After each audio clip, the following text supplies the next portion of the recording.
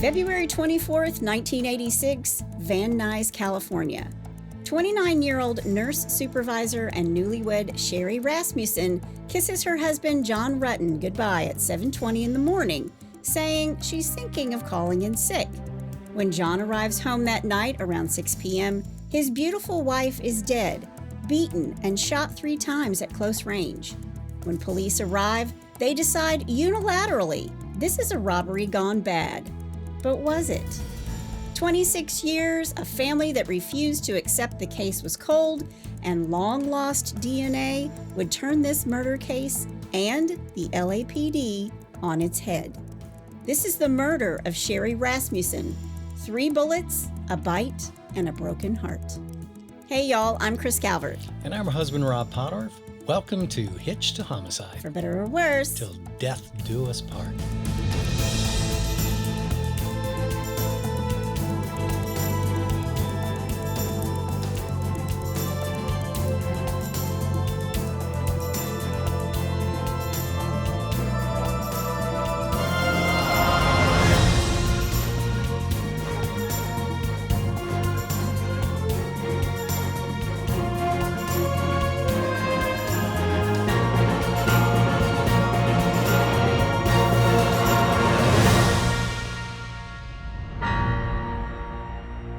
Welcome back, everybody. Yes, welcome. And for our friends from Friesland. Where's Friesland? Wait. Welcome. Oh, sounds a little bit like German. Well, some of the others. Frisian speakers, they live in the Netherlands and are primarily in the province of Friesland. So, they're over there in the Netherlands. You know what? This is educational every week. I like to spread a little. You do a good job every single week. Yeah, I'm trying to make up for all the times I didn't pay attention in high school class. I doubt that was very often. Well, okay. Moving on. Okay. Well, wherever you're listening, be sure to like, rate, review, subscribe. You can watch us on YouTube. Be sure to join the In-Laws and Outlaws. That's our closed Facebook group. Yep. We love everybody in there. We welcome. Sure do. Welcome to all our new In-Laws and Outlaws, and welcome to all of our new YouTube subscribers. Yeah. We see you. We appreciate you. Thank you. We've gone over 200 now. We have. We're pretty excited about that. We are. We do not at all ever advertise this podcast. No. It's just, we just don't advertise it. I'll post it on social media. Everything that we have, all of you that listen, it's been word of mouth. We appreciate you, or being suggested by Spotify or another podcast platform. But we do really appreciate you guys so much. You'll never know. Y'all are the OGs. You are. We have some real OGs in that family of the In-Laws and Outlaws. Yeah. We salute you. Yep. Well, this is a whopper of a case. Okay. Let me tell you, I hate to say that I enjoyed researching this, but I enjoyed researching this. Really? You know, obviously someone's dead. Right. But this is like an ongoing saga, and it just kept getting a little bit more interesting and a little bit more interesting. And I really hope I do this story justice. I really do. It sounds like a good one. It is. And I'm going to jump right in. And before I do, let's thank some sources: the LA Times, Ranker, CBS News, Dateline NBC, the Daily Mail, Murderpedia, Wikipedia, the Los Angeles Magazine, Vanity Fair, Ventura County Star, and there is a book, The Lazarus Files. I did not read it. It is the true crime book about this case. It's by Matthew Mageau, and I will have a link to it and all the other sources in the show notes. All right. Well, you ready? I am. Okay, let's do it. Sherri Ray Rasmussen is born on February 24th, 1957 in Walla Walla, Washington. Walla Walla. Walla Walla, Washington, to Dr. Nels Elmer Rasmussen Jr. and Loretta Lehman Rasmussen. Okay. She's the middle sister to Teresa and Connie. The family lives in Tucson, Arizona. Her dad is a dentist. Oh, okay. Sherri is very smart. She's very athletic. She's the kind of young woman that doesn't do anything halfway. Mm-hmm. like, she is so smart and so accomplished. She actually skips 2 grades in high school and graduates and enters college and nursing school at the age of, wait for it, 16. Good grief. She is a smart cookie. Wow. At 16, I was worried about what we were going to have for lunch. I was worried about what I was going to wear. Let's be real. Yeah. It was the 80s. Yeah. Which frosted lip gloss was going to look best with my outfit. I did not wear all the neons. Whenever they have an 80s party, all the kids wear the neons. That was not the big hair. Yes, the neon, not so much. Not so much. A little Cyndi Lauper, right? Yeah, big hair, no neon. Yeah. Not really the neon. Yeah. I digress. But Sherri's really tall and thin. She's 6 feet tall. 6 feet tall. Wow. And her father, the dentist, wanted Sherri to be a doctor, but she wanted a husband and a family, and that was more important to her than going to medical school. Right. So she heads off to school at Loma Linda University in Southern California, but when she's finished at the age of 20, her parents think it's too dangerous for her to take a job and to live in Los Angeles. Okay. But according to her parents and her sisters, nobody was going to tell Sherri what to do. Which I love about this girl. I love so much about this girl. Yep. But because they believe LA is dangerous, they help her buy a condo in a gated community called Balboa Townhomes in Van Nuys, California. Cut me, Mick. Cut me, Mick. I knew you were going to say that. When I saw that, I was like, there's going to be a Rocky reference coming in hot. Coming in hot. Okay.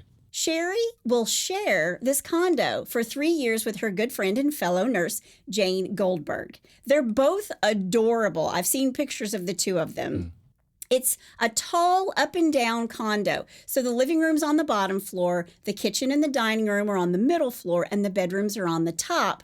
And the basement was a 2-car garage. Okay. So they're all like stacked up side by side. Right. Sherri's doing so well in her job, she's a nursing supervisor by the time she's 26. Nice. And by the time she's 27 in 1984, she's in nursing management at Glendale Adventist Medical Center. Okay. Sherri had a wonderful life. She was happy. She was single. This girl was a world beater, and I am not kidding you. She had the world by the tail. She did. Yeah. Now, meet John Reutten. John, who is from San Diego, enrolls in 1977 at UCLA, and while he's there, he lives in a co-ed dorm, as many of us did, and he became friends and hung out with a lot of the guys and the girls who lived in the Dykstra dormitory. Okay. A year later, in 1978, a new girl moved into John's dorm. Her name was Stephanie Lazarus. Stephanie grew up in Southern California. She's the oldest. She's got 2 younger siblings. Okay. Stephanie was really athletic growing up, and when she made it to UCLA, she joined the women's JV basketball team. Nice. But John and Stephanie become friends. Stephanie wanted more than a friendship from John. So they became more than friends. They were friends with benefits. I was about ready to say the same thing. I usually call this something else, to keep it clean for the podcast, they were buddies. There you go. That's the short version. That's the short version. They were buddies. Yeah. And for any of the men out there, if you've ever seen the movie Friends with Benefits, there's a great line where Woody Harrelson tells Justin Timberlake that, quote, "That never works, bro. She's a girl. Sex always means more to them, even if they don't admit it." Right. And Timberlake says, Jamie's different, which is exactly the way John felt about Stephanie Lazarus. Okay. And Woody says, quote, "Does she have a penis where most girls have a vagina?" Then she's no different. And all I can say is Woody knew Stephanie Lazarus. Yep. He called it. There it is. Yep. After Stephanie graduates UCLA, she joins the LAPD. She brings her basketball game to the LAPD, and she's an aggressive player. She's really competitive. Okay. She's also tall. She's not 6 feet tall, but she is tall. She's lean. She's very into her body. She even bought her own bulletproof vest so she wouldn't look bulky in the one that was standard issue by the LAPD. Where do you find a a non-bulky bulletproof vest. You have it custom made for your small body. Oh, really? Yeah. So instead of, listen, now technology is crazy because I write books where men wear Kevlar suits. You just don't even know that there's Kevlar in the suit. I have a feeling politicians might wear those, but it is a thing. But she actually has one made for her body. She spent a ton of money to do this because she didn't want to look bulky. Versace made it for her. Well, it's LA. But she had it made so she wouldn't look bulky. She did not want to look like the men. Right. That's the point I'm trying to make. Okay. Now, apparently, according to John, it isn't until these two graduate that they actually do the deed, that they have sex. Okay. And I've read that Stephanie even threw John a 25th birthday, a surprise party. But the surprise was on her because John was dating lots of women, but had really fallen for one in particular. So I'm telling you now, John and Stephanie, this is a one-sided relationship. He's in it for the sex. She might be in it for the sex too, but she loves him. She has feelings for him. Right. When Stephanie gets to the LAPD, she is not interested in dating any of the men on the force, probably because she's still hung up on John Reutten. Right.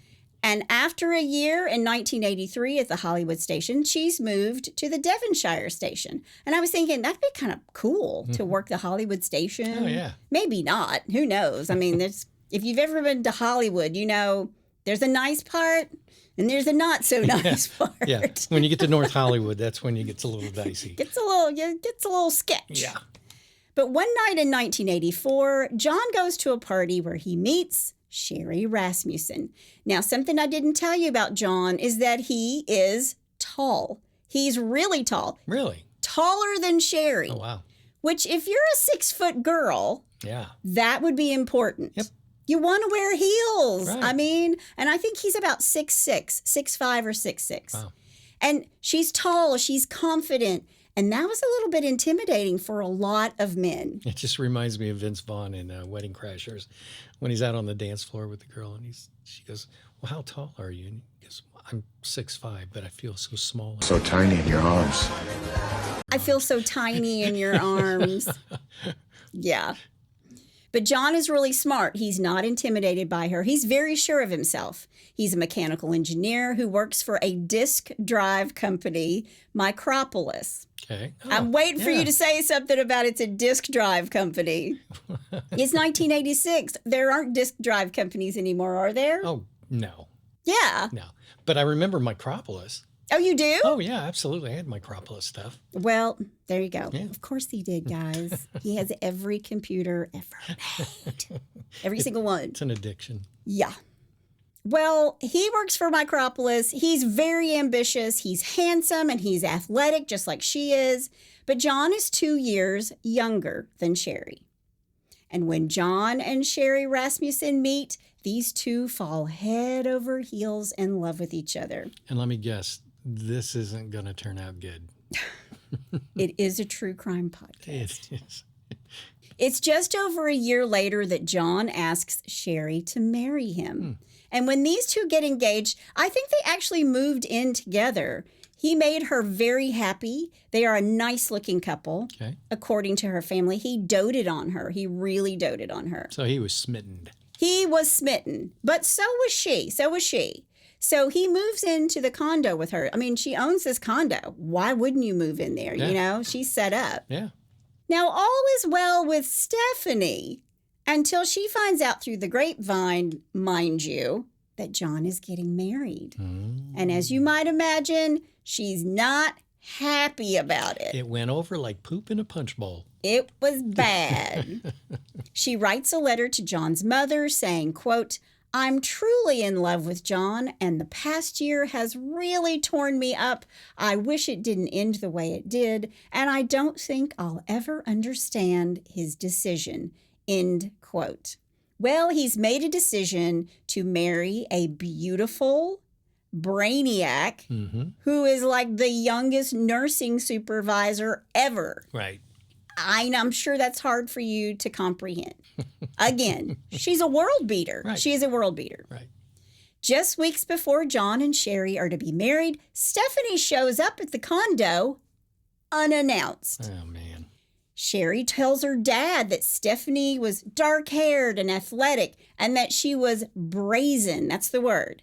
She shows up in her tight Jane Fonda workout clothes with her skis.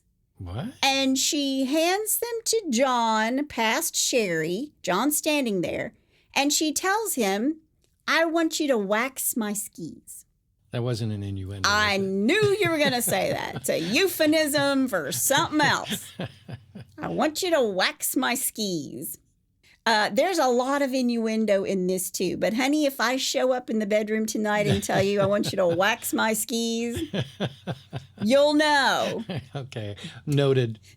Committed to memory. Oh, I'm sure it is.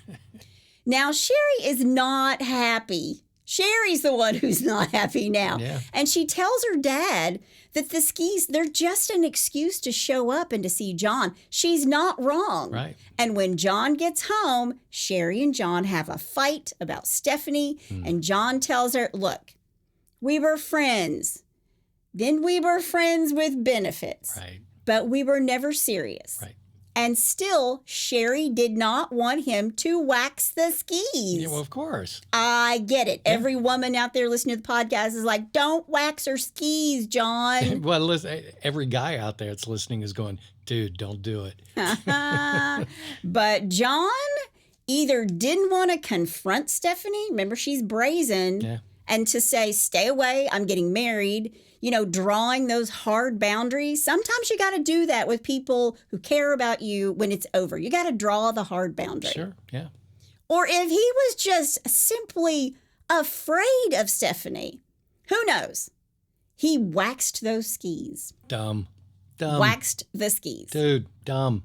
And when he waxed them, she shows up again. This time, she's in her LAPD uniform, gun strapped to the waist, and she said she was on a break. John had gone to work and Sherri was still home. And usually it's the other way around. I mean, she's a nurse, so she was usually out of the house first. Right. And Sherri's wondering, is this some kind of routine? Fiance leaves for work, old girlfriend stops by. Yeah. She didn't want to believe it. She wanted to trust John. Right. The wedding was just weeks away. Yeah. So she cries on the phone, telling her dad, Nels, about that night. And listen, Sherri did not cry easily.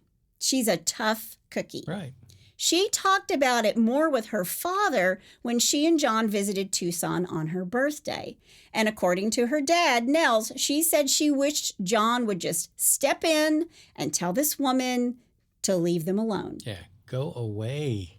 But all he would do was assure her that there was nothing going on between the two of them.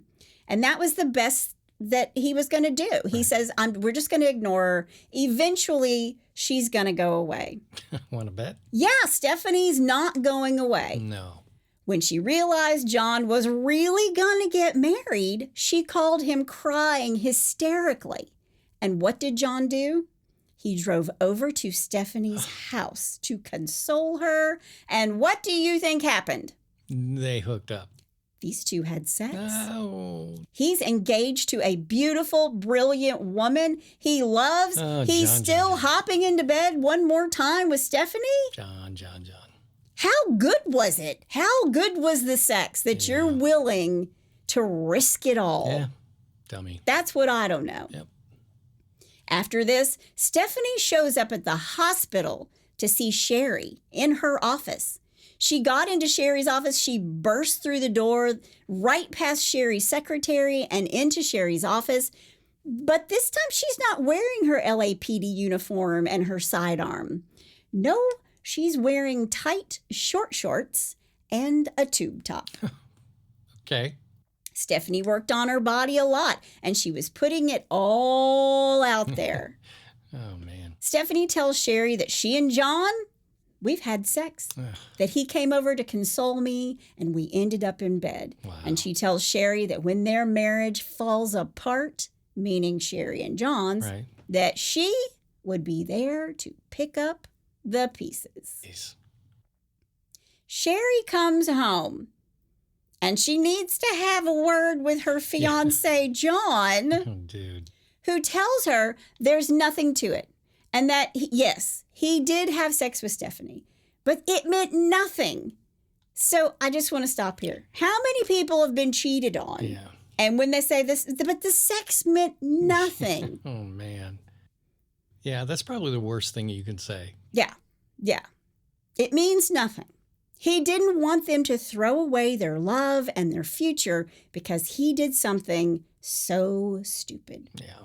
He said he only had sex with Stephanie to, quote, give her closure, end quote. What a guy. Yeah. What a guy. He took one for the team. Took one for the team. Jeez, John. And I wrote in my notes, I think he just wanted to go over there and knock himself off a piece. Yeah. That's what I think happened. Of course. Sorry, John. That's what I think happened. I'm going to defend you in a little bit, John, but not for this. Yeah. Now, it's a little muddy how many times Stephanie went to the hospital to harass Sherri, telling her if she couldn't have John, no one else will. Not only that, Sherri's new car, a BMW 318i, or is it 318? 318. Rob's the Beamer specialist. 318. There's one parked above my head right now. 318i. It was an engagement present from John. Wow. It was keyed in the hospital parking lot, and she kept getting obscene phone calls in her office. See, I was okay until you said he keyed the BMW. It's like kicking the puppy, man. Oh, yeah. Yeah. It's like boiling the bunny. And Oh, yeah. Well, she does that too in that movie, in Fatal Attraction. Yeah.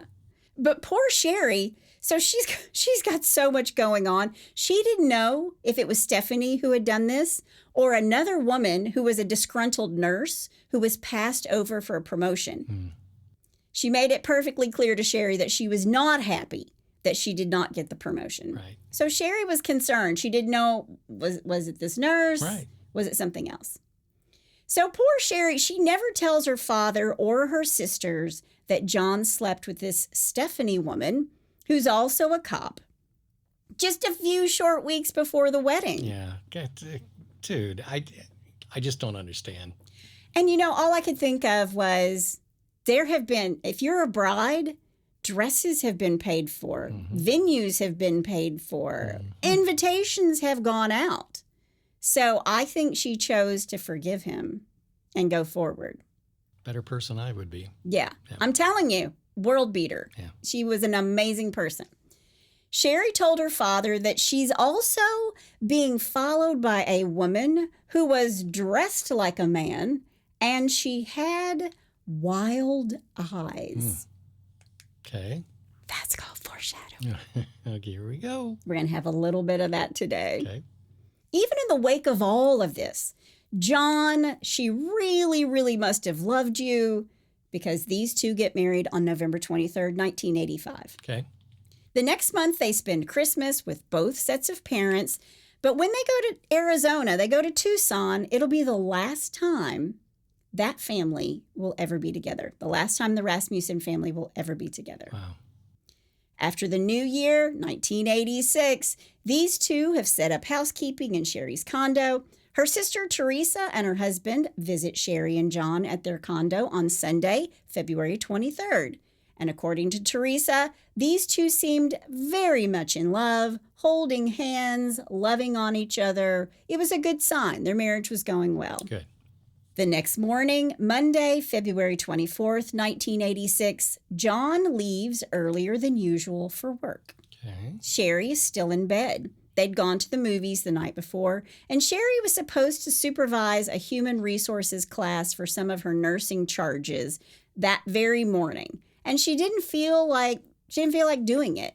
It was like it was mandated by the hospital, and Sherri was less than sold on its value. And she told John she was thinking about calling in sick and staying home that day. Okay. John said, I think you should just go in, get it over with. She was still undecided and under the covers when he walked out the front door at 7:20 a.m. Okay. She did, in fact, call in sick, and I read in one old newspaper article that she said she had hurt her back doing aerobics. Now, this wasn't their typical day or morning. Sherri always left earlier in the morning than John, but on his way to work, he dropped off some laundry and was sitting at his desk just before 8 a.m. And he thought about calling Sherri, but he didn't want to disturb her if she decided to stay and sleep in. Right. So he waits and he tries mid-morning, and there's no answer. He thinks she's gone on to the hospital to teach this class after all. So he tried her office, but her secretary said she hasn't been in.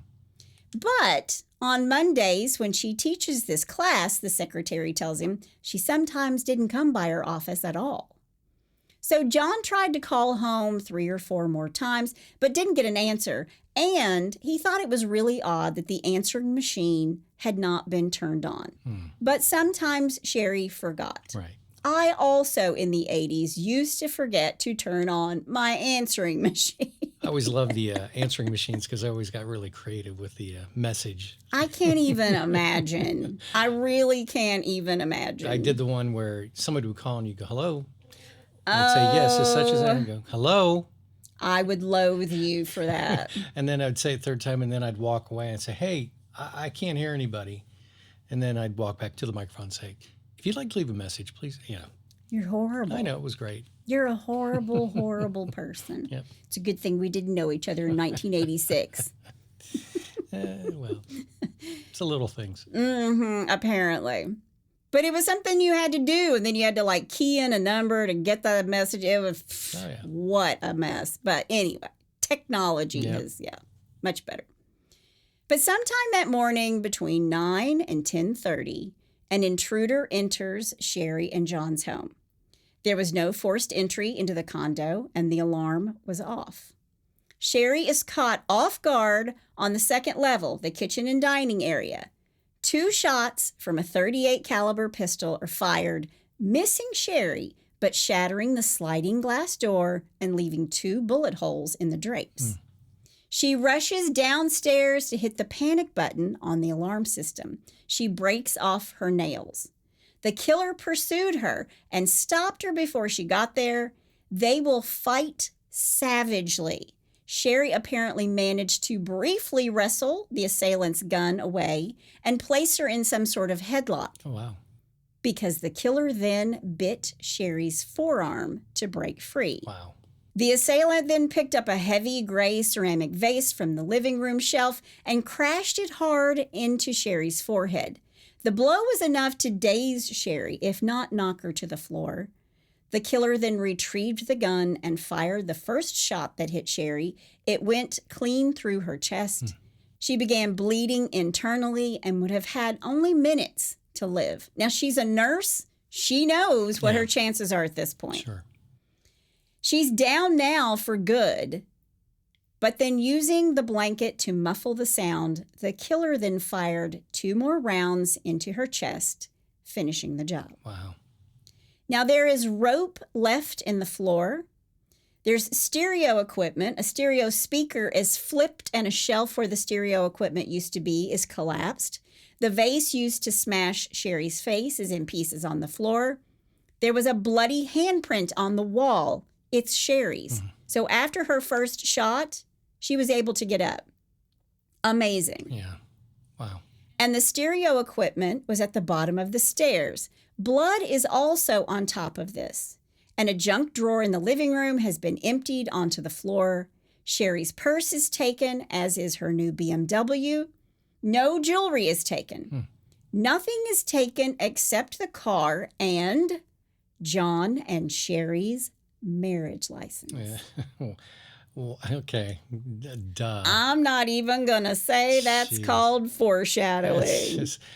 Okay, Mrs. Obvious. That's just hitting you dead between the eyes, y'all. Wow. Now, later that day, 2 men find Sherri's purse and they give it to a neighbor to give back to her because her ID is inside it. This is before John even comes home. Right. But when John does make it home a little after 6 p.m. that night, the first thing he sees is that the garage is up, and in the garage there's glass. And he thinks, this kind of made me laugh. Rob's going to be like, oh, I know this. He thinks Sherri's maybe hit something in the garage. I never think that. Because it had happened before. I would never think that. And I was like, I feel you, Sherri. I do. Yeah. But her car is gone. When he makes it to the front door, it's ajar. And inside is Sherri on her back wearing the same thing she had on when he left that morning. a t-shirt, panties, and a robe. Wow. He checks her skin. It's cold. He knows that Sherri is dead. Her face is swollen, black and blue. She's been pistol whipped a few times, and there's a large puddle of blood on the carpet. John calls 911. Wow. When police arrive, they remove John from the scene, and Detective Lyle Mayer is there, and Lyle is large and in charge. Okay. And that night, Detective Mayer concludes that this is a robbery gone wrong. He believes that Sherri was upstairs. She heard the shelves falling while they're taking the stereo equipment, and she catches them in the act. He thinks there's two people. They kill her. One takes her car, and the other takes their own getaway car. Okay. And they leave without being caught in the act of stealing. Okay. John is taken to the station. A bulletin goes out for the car. John's interviewed. He's asked were the two of them having any problems? Did she have any trouble from an ex-boyfriend? Right. Or did you have any trouble from an ex-girlfriend? And John says, Yeah. no. What? John says no. What is this guy's problem? They dust the house. They collect evidence. I say this lightly because they don't collect everything. They collect the important stuff, but they don't collect everything. Okay. In every source I found, they talked about the fact that in 1986, Los Angeles is a dumpster fire. It is in turmoil. There are so many murders that the police are overwhelmed. Wow. And in fact, it's February when Sherri is murdered. It's the end of February. She is murder number 138. Wow. Yeah, That's a lot of people. it's a lot of people. Yeah. When Detective Mayer gets John in a room, he talks to him. John is distraught. He's a mess. Mayer tells him off the bat that this is a robbery gone bad. He tells John, he boasts actually, that we're really good at what we do. We will find who did this. Okay. But he did ask the questions, did you kill your wife? Sure. And he says no. And he has a rock solid alibi. Yeah, he was at work all day. Yeah. But he does say when they ask, does she have an ex? No. Did you have an ex that was disgruntled? No. Meanwhile, on the night that Sherri is found, John does not call the Rasmussens. Okay. John's father calls Sherri's dad, Nels. And when Nels asks to speak to John after finding out that his daughter has been murdered, John would not come to the phone. Why? Well, here it is. I'm going to take up for him just a little bit. Okay. When something traumatic happens to you and someone you love dies suddenly and tragically, it can be really hard to verbalize what's happened. Sure. You might not want to say it or tell her family because when you say it out loud, it makes it real. Right. I'm not saying John wasn't without sin. I think he's in shock. He is a sinner. He slept with someone after his engagement and before his wedding. Right. But I'm not going to hold the fact that he wouldn't talk to her family against him. Sure. Not that night. Yeah. I think he was in shock. He didn't know how to tell them. She was his responsibility. And everyone reacts differently in a And traumatic yes, situation. Yes, Yeah. and shock and grief is very personal. Sure. So I'm letting him off the hook for that one. I really am. The Rasmussens are not going to let him off the hook for that. Right. Now, they all fly out to LA the next morning to meet with the police, and they give their song and dance to him. It was a robbery gone wrong. You know, they've got the stereo equipment at the bottom of the stairs. She Right. caught him off guard. Well, there's so many holes in this theory, and we're going to talk about them. Okay. When she's autopsied, 2 bullets are in Sherri's body, both a .38 caliber. One of the bullets passed completely through her. And any of these shots alone would have been rapidly fatal. Somebody had wanted to make sure that she was dead. Right. And in addition to the wounds on her face, it was likely she had been struck over the right eye with this vase, and there was this bite mark on her arm, and she was black and blue from being pistol whipped. That's a lot for somebody who's just trying to grab stereo equipment and get the heck fire out. Yeah, that's some rage. That's rage. Very good, honey. Very good. I'm learning. You are. But they see this bite mark on her arm, and it is swabbed for saliva samples. And a cast is taken for a possible tooth comparison, Sure. bite marks. Right. But it's 1986, and they don't have DNA. Right. But they could match blood type from the saliva, and that could narrow down their search if they had suspects, which they don't. Right. Even with the bite marks, they can't take that to a dentist or... Yeah, well, yeah. What dentist would you take it to? How would you know? How would you know? Yeah. You need to match it to something. Sure. John tells the police about his day. He retraces his steps for them. And over the next few weeks, police and investigators under Mayor's supervision, Detective Mayor's supervision, they say that they interviewed neighbors, family members, and friends, but turned up no suspects. And the friends, family, and neighbors they say they talked to were never interviewed. Really? Never. Why? If you talk to all of her friends and her family, none of them are interviewed. Wow. None of them. It seems kind of sloppy. I'm telling you, it's because Detective Mayer said, cut and dry, this is robbery, end of story. They wanted to close the books. Yeah. Now, the silver BMW was found a week later, parked on the street in Van Nuys, unlocked, keys in the ignition. If you're a robber, wouldn't you take a car to a chop shop? Yeah. That's a brand new BMW. Yeah. Nope, left on the street, keys in the ignition. Surprised it wasn't stolen again. It wasn't. It wasn't. Apparently, it'd been sitting there. Wow. Investigators find several fingerprints in it, a little spot of blood, and a strand of brown hair. Well, and two, let me go back just real quick. I think if I were that person that's, did the murder and stole the car, I would park it somewhere with the keys in it, hoping that somebody else would take steal it. it. Yeah. Yeah. And clearly that's what our killer is thinking. Sure. I'm going to set this out on a street, a nice car on a street. With the keys. With the keys, and somebody's going to come take this. And then they can take the rap. And they did not. They did not. Bummer, dude. Now, here's what's going to happen. A woman who lives in their neighborhood, in Sherri and John's neighborhood, is going to get home and she's going to happen upon two burglars Okay. breaking into her house. All right. And one of them actually assaulted a woman and pointed a gun in her face. And, John Mayer formed his opinion that first day, it's not going to change. And by golly, when that happened, it just solidified his police work. Sure. He just knew. Yep. Yeah.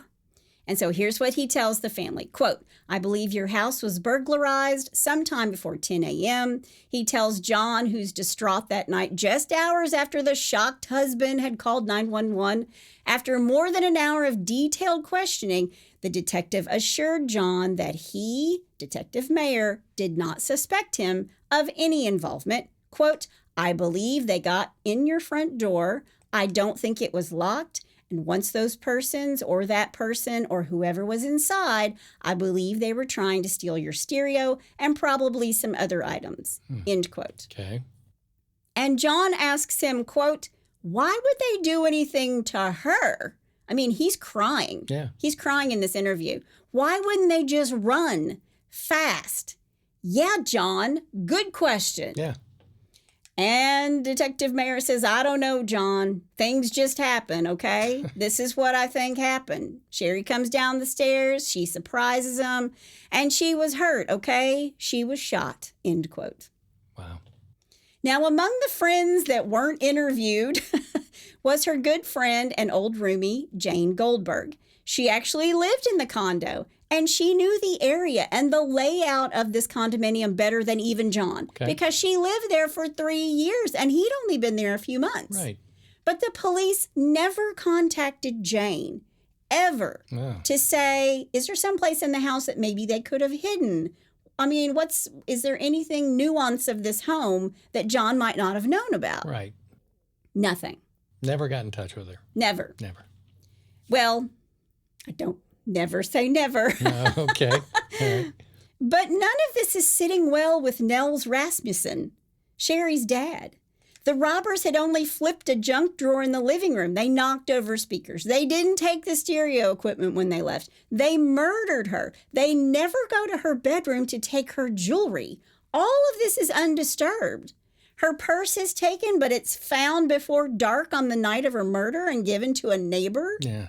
And the missing Beamer's found a mile away with the keys in the ignition. Yeah, none of it makes sense. All hinky. Yeah. The bottom line is LAPD and Detective Mayer were looking for burglars and they were never going to find them. Right. And a psychic is even brought to the condo and she gets nothing. And that person was obviously not our resident Hitched to Homicide psychic medium, Catherine Kaufman, who would have walked out of there and said, all of this is wrong. Yeah. You got trouble in River City. She's so good. Yeah. I will put a link in the show notes. Yep. The woman's amazing. Yep. And she has actually worked on murder cases before, but she can never talk about them. But she has done it. Oh, wow. Now, soon after the murder, John left town and Sherri's murder goes cold. It's shelved.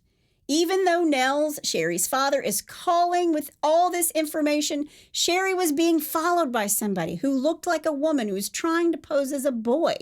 John's ex-girlfriend was acting a fool before the wedding with the skis and the waxing, and she's a police officer. And there was also a nurse who was angry with our daughter because she was passed over for a promotion. Wow.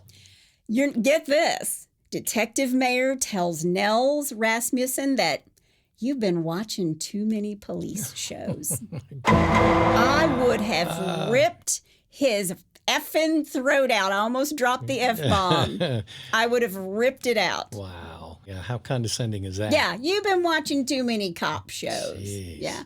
See, this is Law and Order. Yeah. Yeah. In 1981, 5 years later, Detective Mayer retires. Connie and Teresa Rasmussen and their parents go back to L.A. and they tell them basically, we have nothing new on your sister and your daughter's case. It's just unsolved. End of story. Okay. So Nels decides he's taking matters into his own hands. Right. He's going to solve this case himself. And they put out a reward for $10,000 for anybody who can give the police information. Wow.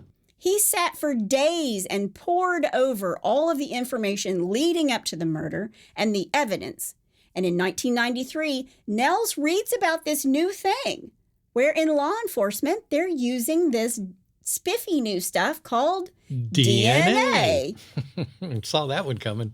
They use DNA to help solve murders and hold murderers accountable. Sure. So he goes back from Arizona to the Van Nuys police station and says, I want DNA for Sherri's case. Right. And they say, Sherri's case isn't a high priority. She's been sitting on a shelf forever.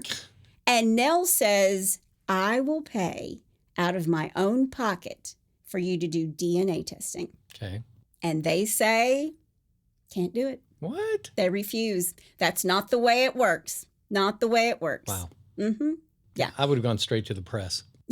I really would have. Yeah. Well, I mean, DNA wasn't that big of a thing yet. So people didn't know how it could catch a killer. Right. So he's really up on everything. He has stayed so on top of everything. Right. But they say that's just not something that's done, private citizens paying for DNA testing. Okay. But her family's desperate. And these people are tenacious, just let me tell you. So no testing is done, and the case goes cold again. And more years pass by. By 2001, 15 years later after Sherri's murder, LAPD Police Chief Bernard C. Parks creates the Cold Case Homicide Unit to use all the newest technology to analyze bullets and fingerprints and DNA. Okay. Get this. There were between 6,000 and 9,000 unsolved murders in L.A. at that time. Really? 9,000 murders unsolved. Wow. Yeah. Cliff Shepard is on this new task force. He picks up the folder with the name Sherri Rasmussen. Okay. He picks this one out because they're using the latest technology, and he sees in the report that a bite swab had been taken from Sherri's arm. That's called foreshadowing. But the coroner's office does not have the swab evidence. Where is it? It's not in the Van Nuys evidence room. What? They can't even find it. They can't even find that it's been booked into evidence. And Cliff makes a note in the records on October 21st, 2004.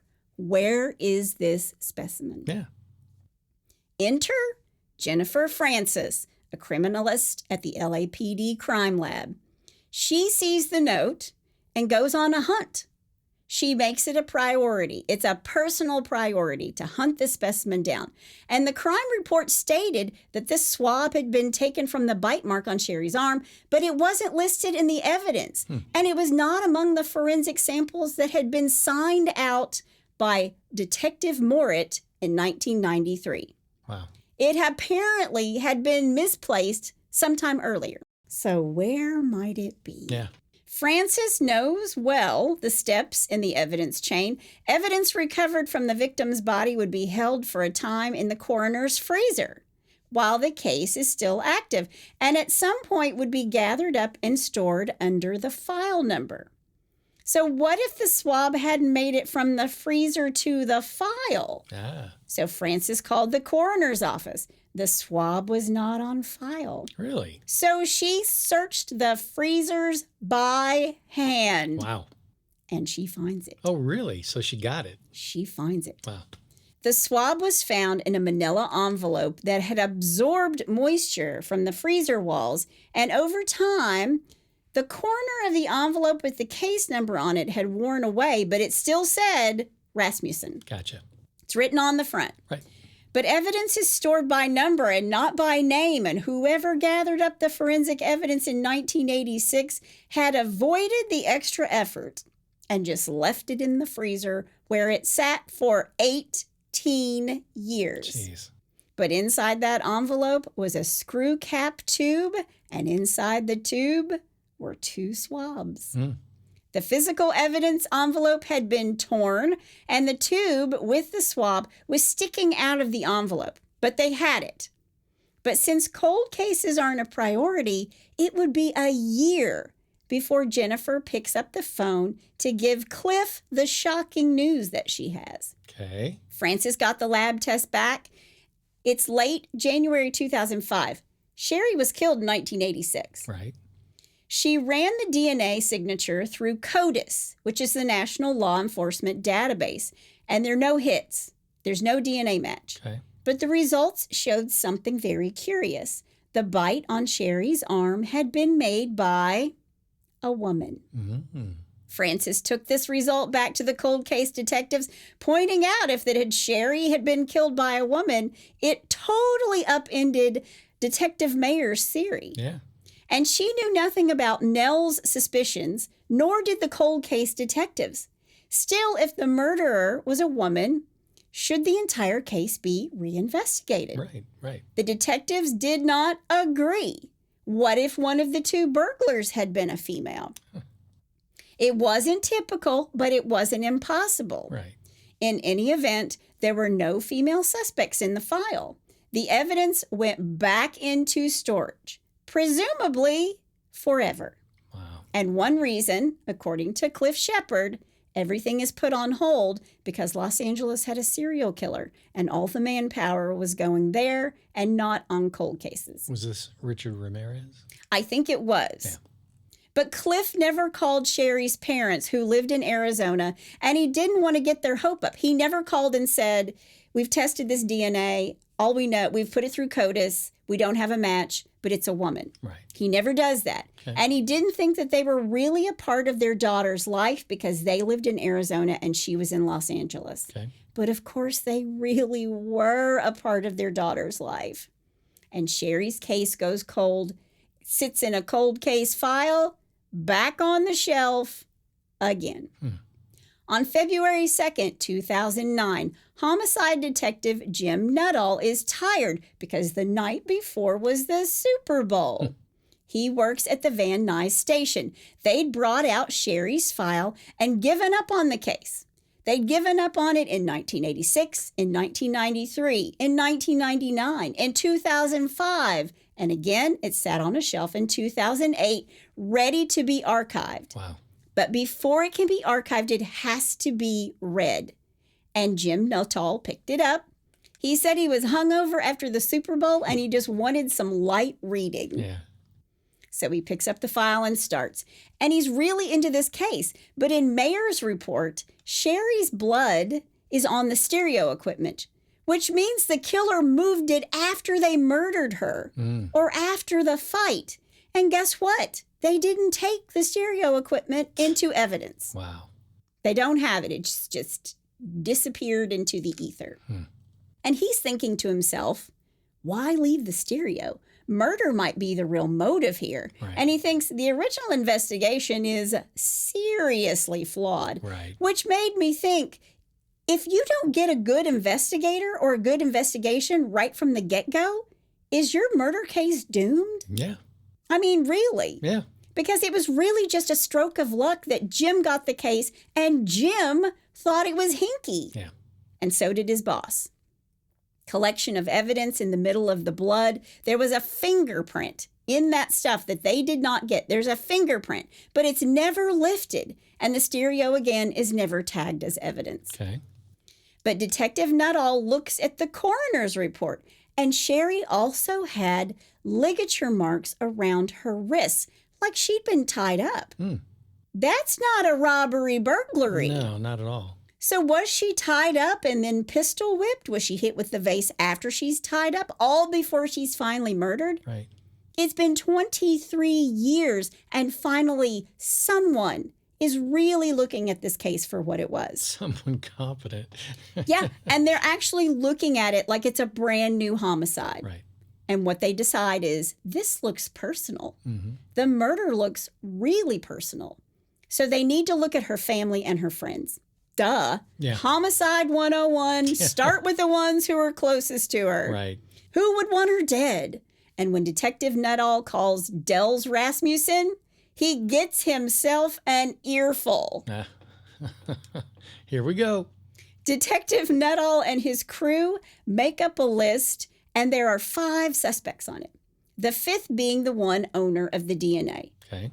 So, her mom and her sister are on the list, and they are happy to give their DNA to be ruled out. Then there was Jane Goldberg, her old roommate, Right. who too was more than happy to give her DNA as well, Sure. which again is ruled out. Okay.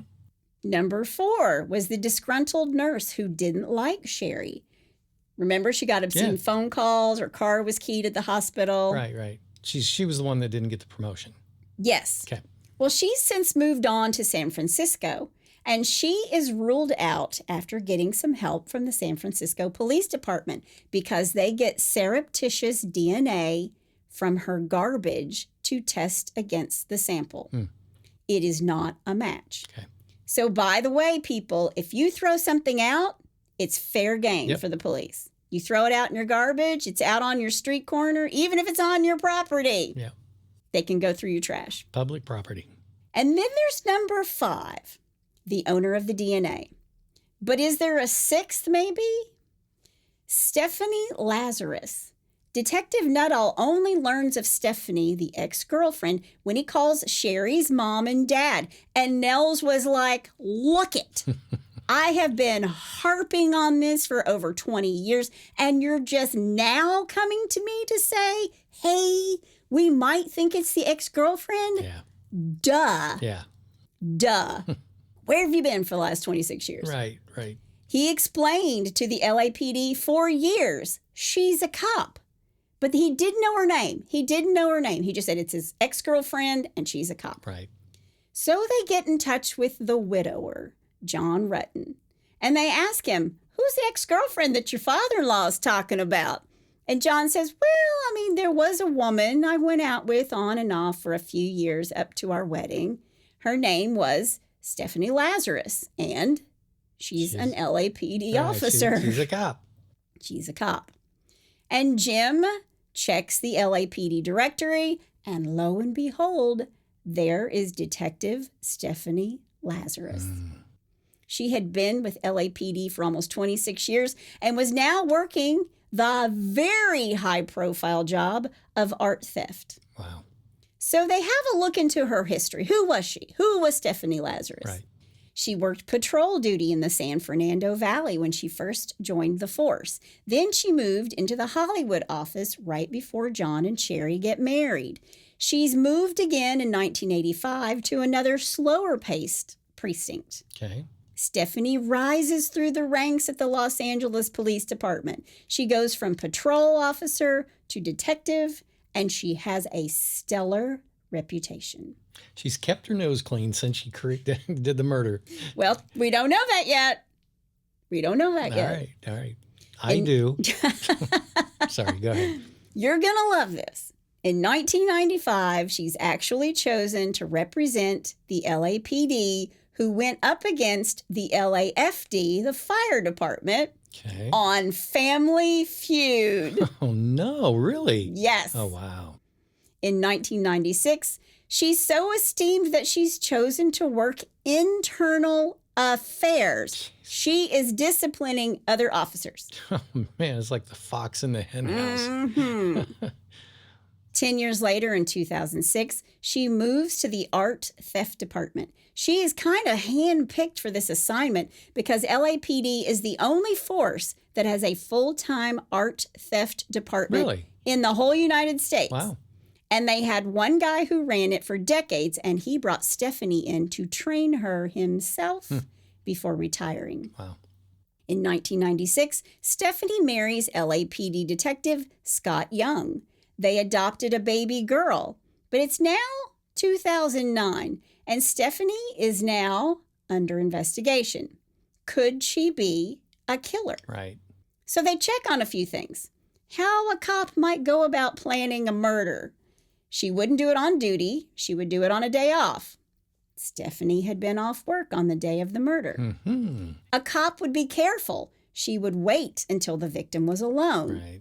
And after the murder, she would want to leave the scene in a way that minimized being seen clearly enough to be identified.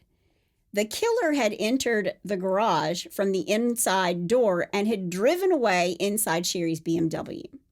Then there was the murder weapon. Right. Martinez said that he really doubted that a cop would plan to commit murder with her duty service revolver. And you would want to get rid of it afterward. Yeah. And there's hell to pay in the department for losing a duty gun. Right. And the Van Nuys detectives knew that most cops have at least two weapons. One that's a duty gun and another that is a backup that is purchased privately and is duly registered. Right. Records showed that Stephanie Lazarus had purchased a .38 caliber Smith & Wesson soon after graduating from the police academy. And Martinez suspected that, after the murder, she would have gotten rid of it. If she became a suspect, the first thing her investigating colleague would ask is, where are both of your guns? Yeah, where's your gun? And it would look really suspicious to say, I don't know, Right. or I lost it. And Martinez traced the serial number of Lazarus's backup Smith & Wesson, and it turned out Stephanie reported the gun stolen to the Santa Monica police in March of 1986, just weeks after the murder. Imagine that. The plot thickens. And now Stephanie Lazarus is known as Number 5. And Detective Nuttall and his team are working in secret. This is crazy. They never say her name. She has loads of friends on the force, and they didn't want to stir the pot. Sure. You know? Yeah. They could find out if she had matched the DNA without ever telling anyone that they're doing this. Right. And if she didn't match the DNA, nobody would be the wiser. Only these 4 detectives working the case would know. Right. And get this. Stephanie works in the same building as these 4 detectives. Are you serious? Of all the gin joints in all the towns in all the world. Of all the gin joints and all the towns. Oh, man. Yeah. Wow. So these 4 guys, they never have a paper trail. They work after hours, and they listened to the family and her friends, and this is how they find out that Sherri told her father she was being followed by a woman who was dressed like a boy who had wild eyes. And she told her dad, Nels, about a woman that John knew from college and that this woman had come to her house and invited. And Sherri was sitting at the kitchen table one day and Stephanie just walked right through the front door and was just standing there. Wow. And Sherri told her to get out. Is she casing the joint? Right. Is that why she came with the skis? Yeah. She tells her father that Stephanie had come to her office at the hospital dressed in short shorts and a tube top. That must have been a day off. Yeah. But she's there to tell Sherri that she has slept with her fiance and that if it doesn't work out, I'll be there waiting to pick up the pieces. So it's all starting to come together. Sure. And everybody has a story about Stephanie except John, Sherri's husband, John. Everybody's got a story about her, but John doesn't. Because remember when Sherri's murdered and Lyle Mayer point blank asks him, any trouble with the ex-boyfriend or girlfriend? And he says, no. So they look through the files, and in 1991, John actually calls the Van Nuys police station just to let them know that when his wife died, he did have an ex-girlfriend who was a cop. And it's written down somewhere in the margins, I believe. And he did this for a very interesting reason. Hold that thought. I'm holding my coffee. But now that they're looking into Stephanie, or number 5 as she's known, they ask John more questions. This is years later, 2009. They're calling him up. And he tells them they didn't have sex until after they graduated. They had sex over the years about 20 or 30 times. Okay. And after he got engaged, he got a desperate call from her. And he goes over to see her and has sex with her. One thing leads to another. And these detectives are thinking, what is happening? This just keeps getting better and better. Yeah. He tells the cops that after that, he was adamant there would be no more contact with Stephanie. Yeah. Except he meets Stephanie in Hawaii after his wife is dead. What? Yes. Oh, John. So when he calls the station to say, I just want you to know she was my ex-girlfriend, I think he needed to clear his own head whether or not she actually did something. Yeah. And when nobody calls him back, he's like, okay, woo, Honolulu, here we come. Wow. Get your grass skirt ready. What an idiot. Oh, my gosh. I mean, even if he had a suspicion that she may have had something to do with this, you know, even if he was in denial, I mean. Why go to Hawaii with her? Yeah. Why? Why? Yeah. This guy needs to go to jail just for being stupid. Well, he doesn't, Yeah, but. I know. John also tells police that Nels Rasmussen never said anything to him about Stephanie. But Sherri's family is pointing the finger right back at him, saying when Sherri was murdered, he downplayed the relationship with Stephanie. Yeah. And well, he did. Of course he did. Yeah. Her family thinks he was trying to protect himself, and they're holding him responsible. Yeah. Yeah. Why didn't you cut off that relationship? You gave her hope. Right. When they contact John in 2009, he says, yeah, I followed up with the police 2 years after the murder. I called to verify Stephanie is my ex-girlfriend and a police officer. And according to John, he's told, this case is cold. It's at a dead end. Yeah. But John tells them, I'm sure Stephanie had nothing to do with Sherri's murder. Okay. Late in May of 2009, they have enough to send out a special task force to start following Stephanie Lazarus. Okay. And one day, while she's at Costco with her daughter, after shopping, she gets something to drink.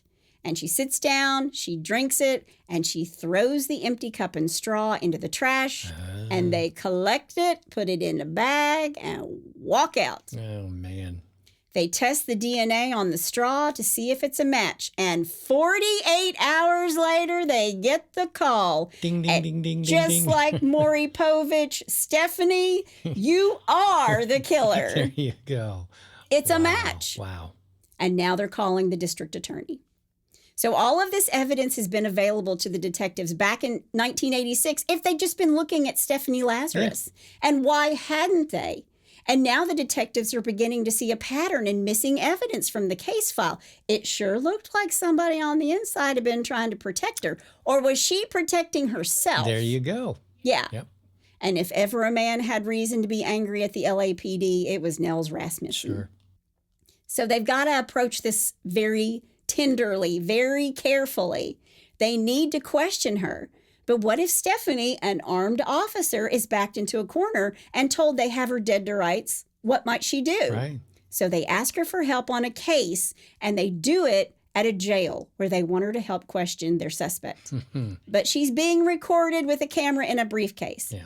You cannot take your firearm into the jail. You have to check it at the door, then you go in, and that's exactly what she did. Nice. They start asking her questions. Did you know him? Did you know her? What do you know about her? Did you ever show up at her place of work? She doesn't want to answer any of these questions. She's very vague. She's all over the place. She can't remember, and she keeps saying, well, this was 1,000,000 years ago. And then they're asking, did you go to her place of work? No, well, maybe I did. If I did, it was to say, you know, you're marrying him. Tell him to stay away from me. Leave me alone. That kind of thing. Right. I'm just telling you, it's very long. It's 45 minutes. It is absolutely fun to watch. I will put a link to it in the show notes. Now, because the whole time they're questioning her, they know her DNA matches and the bite mark, and she knows they're backing her into a corner, but she still thinks she can talk her way out of this. Right. And they do this, like I said, for more than 45 minutes. And then finally she says, are you accusing me of murder? And they say, no, you can walk on out of here. And she said, I think I need myself an attorney. And they're like, yeah. You're free to go. There you go. But she can't go because they're waiting outside the door to cuff her ass. And they do it, and they bring her back in, and they read her Miranda rights. Yeah. Wow. Now, at the exact same time, they're in there talking to her. In this little room, a whole team is waiting with search warrants to tear her house apart. And as soon as the guys cuff her, they get the call, and the guys are in the house.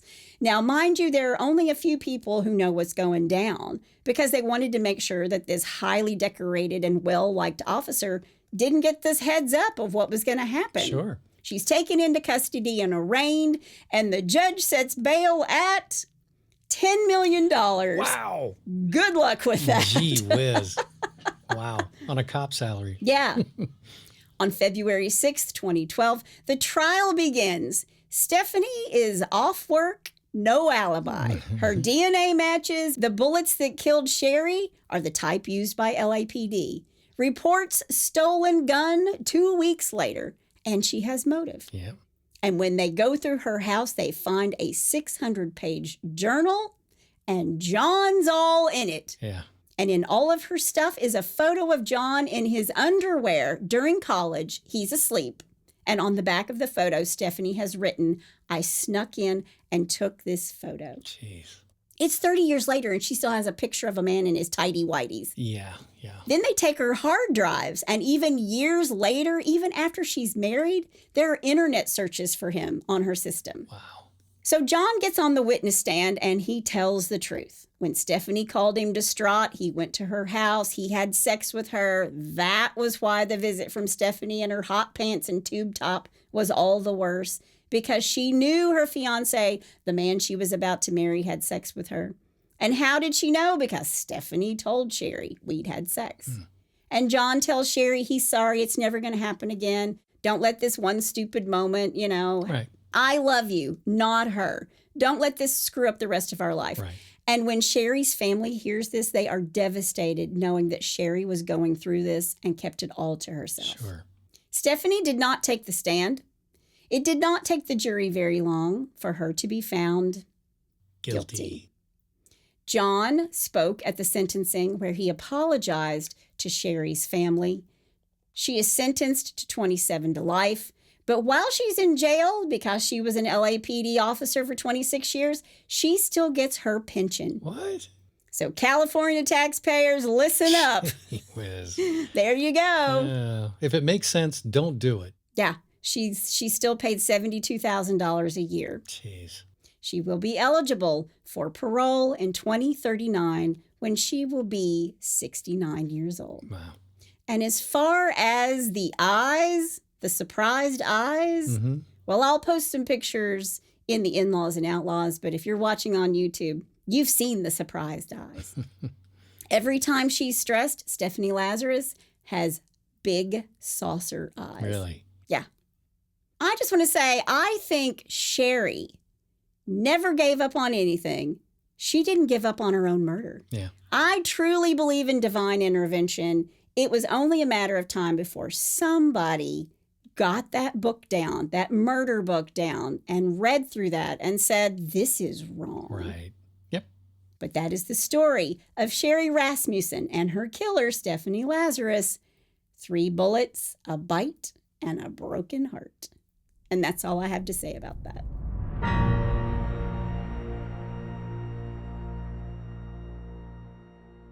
Well, listen, that should just be a warning to every guy out there.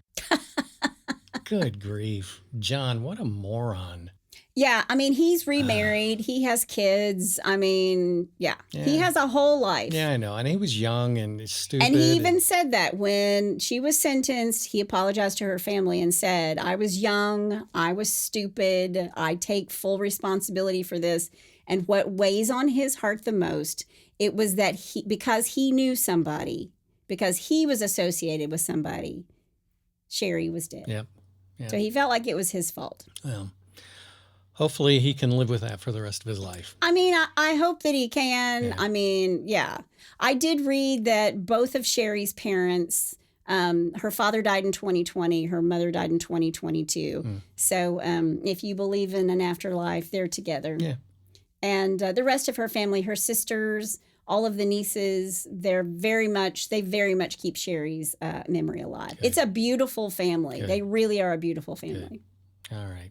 Well, let's lighten it up a little bit and do a little Well, Bless Your Heart.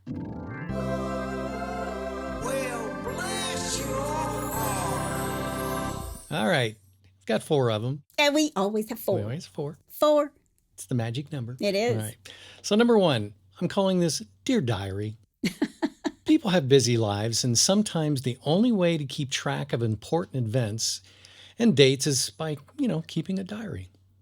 Okay. It might be a good idea to leave out any planned criminal activity, however. Oh. This seemingly never registered with Jonathan Ochoa, who on June 12, 2010 wrote, "Go Portsmouth, robbery happens," in his diary. The police were able to link him to a robbery as the getaway driver. And when confronted, of course, Ochoa attempted to blame it entirely on his buddy, because that's what friends are for. Of course. Yeah, absolutely. Ski mask. Check. All right. Getaway car. Check. Number 2, I'd like to speak to a customer service, please. Buying drugs is an art because you don't have the option to exchange or refund your purchase if you don't like the product you get. True. Well, apparently no one told this to Eloise Reeves, who had the gall to go to the police to complain about the quality of the crack cocaine she had just bought. Karen is not having it when it comes to the crack cocaine. Listen to this. She reportedly pulled the crack rock from her mouth and placed it on the cop car for the deputy to inspect. She was charged with possession of cocaine and fined roughly $1,500. I have lots of friends who are Karens. No. Don't email me. Yeah, exactly. Some of the Karens think it's funny. Other Karens do not think it's funny. Yeah. All right, number 3. I love this one. That'll get your goat. Police in Nigeria are holding a goat on suspicion of attempted armed robbery. What? Vigilantes seized the black and white goat, saying it was an armed robber who used black magic to transform himself into an animal to escape after trying to steal a Mazda 323. That's some voodoo going on right A there. spokesman for the police in the eastern state of Kwara said, "The goat is in our custody." Okay. He's not getting the bologna sandwich. He's getting grass. I guess not. Maybe a can. Yeah, exactly. Because they eat everything, right? All right. Well, here's number 4. And this one is a little near and dear to my heart because this happened in my hometown of Sydney, Ohio. Oh, okay. The dreaded butt dial did a number on a would-be burglar in Shelby County. Oops. Sheriff John Lenhart says it all went down on Wednesday night in Sydney, starting with an emergency 911 call. A dispatcher realized it was a call from a cell phone and feared the worst, sending deputies to a home in the 500 block of Miami River Road in Sydney, okay? Okay. Investigators say Douglas Wolliver made the call as he broke a window to get inside a house. Oops. He didn't dial directly. His cell phone was in his pocket and his butt did the dialing. Deputies arrived at the house to find the window broken and the suspect hiding inside. Oops. Now, here's where it gets great. The cell phone even gave away his hiding spot. The phone was beeping due to a low battery. Oh my gosh. So what did the deputies do?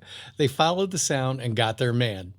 Sheriff Lenhart said the last time his deputies had to work that hard to solve a crime was when a suspect left his wallet behind.